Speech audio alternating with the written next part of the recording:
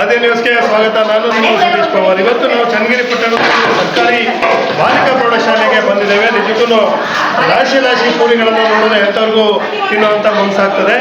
ನಿಜಕ್ಕೂ ಈ ಅಡುಗೆ ಸಿಬ್ಬಂದಿಗಳು ತುಂಬ ಪ್ರೀತಿ ವಿಶ್ವಾಸದಿಂದ ಈ ಪೂರಿಯನ್ನು ಮಾಡ್ತಾ ಇದ್ದಾರೆ. ಹಾಗೆಯೇ ಶಾಲಾ ಮುಖ್ಯ ಶಿಕ್ಷಕರಾಗಲಿ ಅಥವಾ ಶಾಲಾ ಒಂದು ಸಹ ಶಿಕ್ಷಕರಾಗಲಿ ಇದನ್ನು ತುಂಬಾ ಪ್ರೀತಿಯಿಂದ ಬಡಿಸುವಂಥ ಕೆಲಸ ಮಾಡ್ತಿದ್ದಾರೆ. ಸುಮಾರು ಈ ಶಾಲೆಯಲ್ಲಿ ಒಂದು 300 ಜನ ವಿದ್ಯಾರ್ಥಿನಿಯರು ವಿದ್ಯಾಭ್ಯಾಸ ಮಾಡ್ತಾ ಇದ್ದು, ವಿದ್ಯಾರ್ಥಿನಿಯರೇ ಇರುವಂಥ ಒಂದು ಶಾಲೆ ಇದಾಗಿದೆ. ಮಕ್ಕಳು ಪ್ರತಿದಿನವೂ ಒಂದೇ ಥರ ಸಾಂಬಾರು, ಒಂದೇ ಥರದ ಅನ್ನ ಊಟ ಮಾಡಿ ಬೇಸರ ಆಗಿರ್ತಾರೆ ಅಂತೇಳಿ ಎಲ್ಲ ಸಿಬ್ಬಂದಿಗಳು ಕೂತು ಚರ್ಚೆ ಮಾಡಿಬಿಟ್ಟು ಈ ವಿಶೇಷವಾದ ಒಂದು ಪೂರಿಯನ್ನು ಮಾಡುವಂತಹ ಒಂದು ವ್ಯವಸ್ಥೆಯನ್ನು ಮಾಡಿದರೆ, ಹಿಂದಿದ್ದಂತಹ ಶಿಕ್ಷಕರು ಸಹ ಸಾಕಷ್ಟು ಇಡ್ಲಿ ಆ ಥರ ವಿಶೇಷವಾಗಿ ಒಂದು ಡಿಫ್ರೆಂಟಾಗಿ ಮಾಡ್ತಿದ್ರು. ಅದೇ ರೀತಿ ಶಾಲೆನೇ ಒಂದು ವಿಶೇಷ ಅಂತ ಹೇಳ್ಬೋದು. ಅದರಂತೆ ಮಕ್ಕಳು ಸಹ ಈ ಶಾಲೆಗೆ ಸೇರಲಿಕ್ಕೆ ತುಂಬಾ ಇಷ್ಟಪಡ್ತಾರೆ. ಮತ್ತು ಸರ್ಕಾರಿ ಶಾಲೆಗಳಲ್ಲಿ ಮಕ್ಕಳ ದಾಖಲಾತಿಯ ಸಂಖ್ಯೆ ಕಮ್ಮಿ ಇರ್ತದೆ. ಆದರೆ ಈ ಶಾಲೆಯಲ್ಲಿ 300 ಜನ ವಿದ್ಯಾರ್ಥಿನಿಯರು ವಿದ್ಯಾಭ್ಯಾಸ ಮಾಡ್ತಿರೋದು ನಿಜಕ್ಕೂ ಒಂದು ಉತ್ತಮವಾಗಿದೆ. ಹಾಗೆ ಅಕ್ಷರ ದಾಸೋಹ ಒಂದು ಯೋಜನೆಗಳ ಅಡಿ ಒಳಗಡೆ ನಾವು ಈ ಥರದ್ದು ಏನಾದ್ರು ಡಿಫ್ರೆಂಟ್ ಮಾಡ್ಬೋದು ಅನ್ನೋದನ್ನು ಈ ಶಾಲಾ ಮುಖ್ಯ ಶಿಕ್ಷಕರು ಮಾಡಿ ತೋರಿಸ್ತಾರೆ.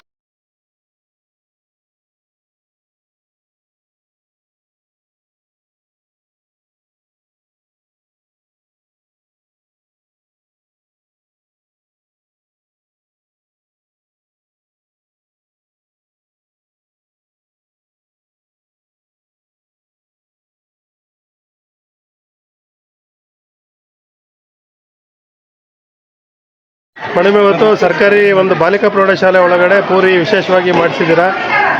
ಈ ಪೂರಿ ಮಾಡಿಸಿರೋ ವಿಶೇಷ ಏನು ಅಂತ ಹೇಳಿ. ಸರ್ಕಾರ ಗೋಧಿ ಕೊಟ್ಟಿತ್ತು, ಅದನ್ನ ಉಪ್ಪಿಟ್ಟು ಮಾಡಿಸಿದ್ರೆ ಅಷ್ಟೊಂದು ಇಂಟ್ರೆಸ್ಟ್ ಇಂದ ತಿಂತಿರ್ಲಿಲ್ಲ ಮಕ್ಕಳು. ಅದಕ್ಕೆ ಇವತ್ತು ನಾವು ಪೂರಿ ಸಾಗು ಮಾಡಿಸಿ ಮಕ್ಕಳಿಗೆಲ್ಲ ಬಡಿಸಿದ್ದೇವೆ. ಪೂರಿ ಮಾಡಿಸಿರೋದ್ರಿಂದ ಸಾಕಷ್ಟು ಮಕ್ಕಳು ಖುಷಿಯಾಗಿ ತುಂಬಾ ಖುಷಿಯಿಂದ ಇವತ್ತು ಊಟ ಮಾಡ್ತಾ ಇದ್ದಾರೆ ಮಕ್ಕಳು. ತುಂಬಾ ಸಂತೋಷ ಆಗಿದೆ ಪೂರಿ ಸಾಗು ಮಾಡಿದ್ದಕ್ಕೆ ಮಕ್ಕಳಿಗೆ. ಅಂದ್ರೆ ಈ ಶಾಲೆ ಒಳಗಡೆ ಶಿಕ್ಷಕರು ವಿದ್ಯಾರ್ಥಿಗಳ ಜೊತೆ ಚೆನ್ನಾಗಿ ಬಾಂಡಿಂಗ್ ಇದೆ ಅನ್ಸುತ್ತೆ. ಯಾಕಂದ್ರೆ ಶಿಕ್ಷಕರೇನೆ ಸ್ವತಃ ನಿಂತ್ಕೊಂಡು ಬಡಿಸ್ತಾ ಇದ್ದಾರೆ ವಿದ್ಯಾರ್ಥಿಗಳಿಗೆ. ಅಡಿಗೆಯವರು, ನಮ್ಮ ಟೀಚರ್ಸ್, ನಮ್ಮ ಸ್ಟಾಫ್ ಎಲ್ಲ ಸೇರ್ಕೊಂಡು ಇವತ್ತು ಕ್ಲಾಸ್ ತಗೊಳ್ಳೋದ್ರ ಜೊತೆಗೆ ಈ ಕೆಲಸನೂ ಮಾಡಿಕೊಂಡು ತುಂಬಾ ಸಹಯೋಗ ಇದೆ. ತುಂಬಾ ಕೋಆಪರೇಷನ್ ಇಂದ ನಮ್ಮ ಶಾಲೆಯಲ್ಲಿ ಎಲ್ಲರೂ ಕೆಲಸ ಮಾಡ್ತಾರೆ. ರಾಜ್ಯ ಸರ್ಕಾರ ಮಾಡಿರುವಂತ ಅಕ್ಷರ ದಾಸೋಹ ತುಂಬಾ ಯಶಸ್ವಿಯಾಗಿ ನಡೀತಾ ಇದೆ ಅಂತ ಅನ್ಸುತ್ತೆ. ಹೌದು, ತುಂಬಾ ಚೆನ್ನಾಗಿ. ಸೊ ಏನೇನ್ ಕೊಡ್ತೀರಾ ಒಂದ್ ವೀಕಲ್ಲಿ, ಏನೇನ್ ಕೊಡ್ತೀರಾ ಮಕ್ಕಳಿಗೆ? ನಾವು ಅನ್ನ ಸಾರು, ಸೊಪ್ಪಿನ ಸಾರು, ಮತ್ತೆ ತರಕಾರಿ ಸಾರು, ಜೊತೆಗೆ ಟೊಮ್ಯಾಟೊ ತಿಳಿ ಸಾರು, ಪುಳಿಯೋಗರೆ ಅಥವಾ ಚಿತ್ರಾನ್ನ.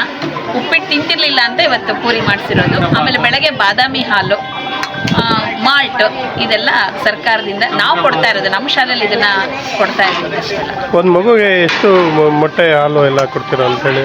ದಿನ ಆಪ್ಷನಲ್ಲಿ ಇರುತ್ತೆ, ಬಾಳೆಹಣ್ಣು ಅಥವಾ ಮೊಟ್ಟೆ. ಮಗು ಯಾವುದು ತಗೊಳುತ್ತೋ ಅದನ್ನ ಬಾಳೆಹಣ್ಣು, ಮೊಟ್ಟೆ ಕೊಡ್ತೀವಿ ನಾವು. ಇನ್ನು ಊಟ ಕಾಮನ್ ಆಗಿರುತ್ತೆ, ಅನ್ನ ಸಾರು. ಏನು ಅನಿಸ್ತದೆ ಮೇಡಮ್ ಇವತ್ತು ಪೂರಿ ಕೊಟ್ಟಿರೋದಕ್ಕೆ? ನನಗೆ ಖುಷಿ ಆಗ್ತಾ ಇದೆ. ಸ್ವಲ್ಪ ಟೈಮ್ ಆಯಿತು, ಆದರೂ ಕೂಡ ತುಂಬ ಸಂತೋಷ ಆಗ್ತಿದೆ. ಯಾಕಂದರೆ ಎಲ್ಲ ಮಕ್ಕಳು ತುಂಬ ಖುಷಿಯಿಂದ ತಿಂತಾ ಇದ್ದಾರೆ. ಶಾಲೆಯಲ್ಲಿ ಎಷ್ಟು ಜನ ಮಕ್ಕಳಿದ್ದಾರೆ ಅಂತೇಳಿ? 311 ಮಕ್ಕಳಿದ್ದಾರೆ ಶಾಲೆಯಲ್ಲಿ. 313 ಮಕ್ಕಳಿದ್ದಾರೆ. 313 ಮಕ್ಕಳಿಗೂ ಪೂರಿ ಮಾಡಿಸಿದ್ದೀವಿ. Okay, thank you. ಏನು ಪುಟಿ, ನಿನ್ನ ಹೆಸರೇ ಪುಟಿ? ನನ್ನ ಹೆಸರು ನವ್ಯ. ಎಷ್ಟನೇ ತರಗತಿ ಓದ್ತಿದ್ಯಾ ಅಂತ ಹೇಳಿ? ನಾನು 10th ಓದ್ತಿದ್ಯಾ. ಸೊ 7th ಇಂದ ಇಲ್ಲೇ ಓದ್ತಾ ಇರೋದು ಅಂತ ಹೇಳಿ? 8th ಇಂದ ಇಲ್ಲೇ ಓದ್ತೀವಿ. 8th ಇಂದ 10th ವರೆಗೆ ಇದೆ. ಇವತ್ತು ನಿಮ್ಮ ಶಾಲೆಯಲ್ಲಿ ಪೂರಿ ವಿಶೇಷವಾಗಿ ಮಾಡಿದ್ದಾರೆ. ಚೆನ್ನಾಗಿದೆಯಾ ಟೇಸ್ಟ್ ಅಂತ ಹೇಳಿ? ಹೌದು, ತುಂಬಾ ಚೆನ್ನಾಗಿದೆ. ಪೂರಿ ಸಾಗು ಎಲ್ಲ ಪೂರಿ ಸಾಗು ಎಲ್ಲ ಮಾಡ್ತಾರೆ, ತುಂಬಾ ಚೆನ್ನಾಗಿ ಮಾಡಿಸ್ತಾರೆ. ಮತ್ತೆ ಅಡುಗೆ ಕೂಡ ತುಂಬಾ ಚೆನ್ನಾಗಿ ಮಾಡ್ತಾರೆ.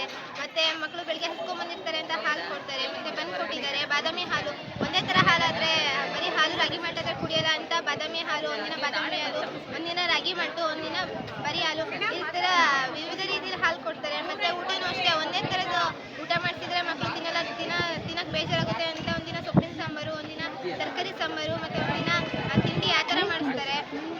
ಮತ್ತೆ ಮೊಟ್ಟೆ ಮತ್ತೆ ಬಾಳೆಹಣ್ಣೆಲ್ಲ ಚೆನ್ನಾಗಿರೋದು ಕೊಡ್ತಾರೆ. ತುಂಬಾ ಚೆನ್ನಾಗಿ ಎಲ್ಲ ಮಾಡಿಸ್ತಾರೆ. ಮತ್ತೆ ಟೀಚರ್ಸ್ ಆಗಲಿ ತುಂಬಾ ಕೇರ್ ತಗೊಂಡು ಅಡುಗೆ ಮಾಡಿಸ್ತಾರೆ. ಅಡುಗೆ ಅಂತ ತುಂಬಾ ಕೇರ್ ತಗೊಂಡು ಅಡುಗೆನೆಲ್ಲ ಮಾಡ್ತಾರೆ. ತುಂಬಾ ಮತ್ತೆ ಅವ್ರು ಮಾಡೋಂಥ ಅಡುಗೆಲಿ ಶುಚಿ ಮತ್ತೆ ರುಚಿ ಎರಡು ಕೂಡ ತುಂಬಾ ಚೆನ್ನಾಗಿರುತ್ತೆ. ಮತ್ತೆ ಯಾರು ಕೂಡ ವೇಸ್ಟ್ ಮಾಡೋದಿಲ್ಲ, ಯಾಕಂದ್ರೆ ಅಷ್ಟು ಚೆನ್ನಾಗಿ ಮಾಡ್ತಾರಲ್ಲ, ಅದರಿಂದ ಯಾರು ಕೂಡ ಈ ಊಟನ ವೇಸ್ಟ್ ಮಾಡೋದು. ಶಾಲೆಗೆ ಬರೋಂಥ ಎಲ್ಲ ಸ್ಟೂಡೆಂಟ್ಸ್ ಊಟ ಮಾಡ್ತಾರಾ ಅಂತ ಹೇಳಿ?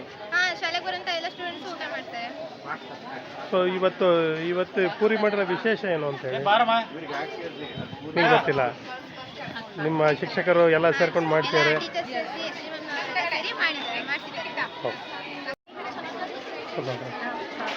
ಬರ್ಡೇ ಪೂರಿ ಮಾಡ್ತಿರೋದು ತಾನೇ? ಯಾರು ಬರ್ತಡೆ?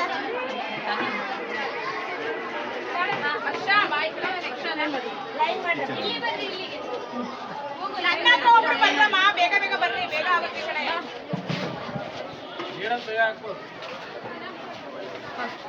ಬರಬರ ಬರ್ರಿ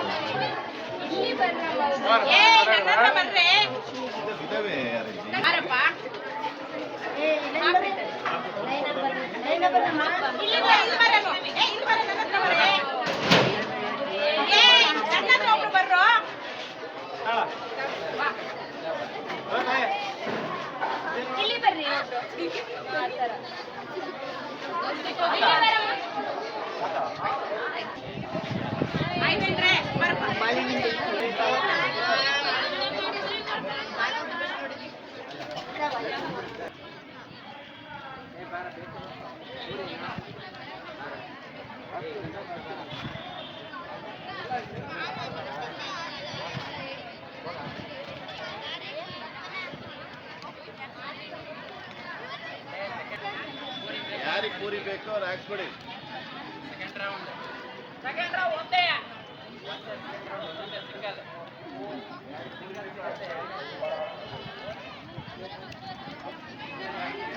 ಅದೇ ಪೂರಿ ಹೆಂಗಿದೆ? ಚೆನ್ನಾಗಿದೆಯಾ? ಶಾಲೆಯಲ್ಲಿ ಏನು ಪ್ರತಿ ಸರಿ ಹೆಂಗೆ ಮಾಡ್ತಾರೆ? ವಿಶೇಷವಾಗಿ ಏನಾದ್ರು ಮಾಡ್ತಿರ್ತಾರ ಶಾಲೆ ಒಳಗೆ? ಇವತ್ತು ಪೂರಿ ಮಾಡಿದ್ದಾರೆ, ತುಂಬ ಖುಷಿಯಾಗಿದೆ ಊಟದಲ್ಲಿ. ದಿವಸ ಏನು ಮಾಡ್ತಾಯಿದ್ರು?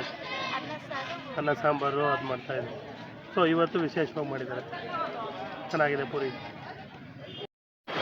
ನಮಸ್ತೆ, ನಾನು ಶಂಕರಪ್ಪ ಎಸ್ಸು, CT ಉಪನ್ಯಾಸಕ ಚಿತ್ರದುರ್ಗ. ಈ ಶಾಲೆಯಲ್ಲಿ ನಾನು ಸರ್ಕಾರಿ ಬಾಲಿಕಾ ಪ್ರೌಢಶಾಲೆಯಲ್ಲಿ 13 ವರ್ಷ ಕೆಲಸ ಮಾಡಿದ್ದೀನಿ.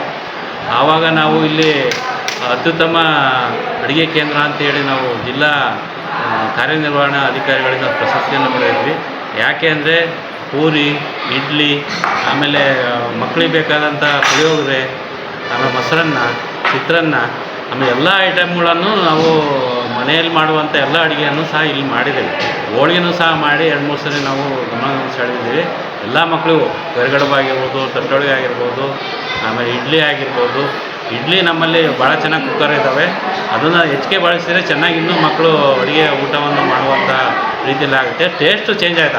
ಅನ್ನ ಸಾರಲ್ಲೂ ಬದಲಾವಣೆ ನಾವು ಮಾಡ್ಬೋದು. ಸೊಪ್ಪಿನ ಸಾರು, ಬಸ್ಸಾರು, ಮುಳುಗೆ ಸಾರು ಅವನ್ನೆಲ್ಲ ಮಾಡಿ ನಮಗೆ ಒಂದಿಷ್ಟು ಹಸಿಮೆಣಸಿಕಾಯಿಯನ್ನು ರುಬ್ಬಿ ಹಾಕಿಬಿಟ್ರೆ ಸ್ವಲ್ಪ ಮಕ್ಕಳಿಗೆ ಸ್ವಲ್ಪ ಖಾರದ ಅಂಶ ಸಿಗುತ್ತೆ. ಆವಾಗ ಒಂದು ಸ್ವಲ್ಪ ಹೆಚ್ಚಿಗೆ ಚೆನ್ನಾಗಿ ಊಟ ಮಾಡಿ. ಅಂದರೆ ಸರ್ಕಾರ ಕೊಡುವಂತಹ ಆಹಾರ ಧಾನ್ಯಗಳಲ್ಲಿ ಈ ಥರ ಮಾಡ್ಬೋದು, ಅದನ್ನೇ ಬಳಸ್ಕೊಬೋದು. ತರಕಾರಿ ಏನು ಕೊಡ್ತಾರಲ್ಲ ಅದೇ ತರಕಾರಿಯಲ್ಲೇ ನಾವು ಈ ಕ್ವಾಲಿಟಿ ಎಲ್ಲನೂ ಮಾಡ್ಬೋದು. ಪುಳಿಯೋಗರೆನೂ ಮಾಡ್ಬೋದು, ಮೊಸರನ್ನ ಮಾಡ್ಬೋದು, ಆಮೇಲೆ ಇದನ್ನು ಏನು ಬೇಳೆ ಬಾತ್ ಮಾಡ್ಬೋದು, ಬಿಸಿಬೇಳೆ ಬಾತು, ಆಮೇಲೆ ಪಲಾವ್ ಮಾಡ್ಬೋದು.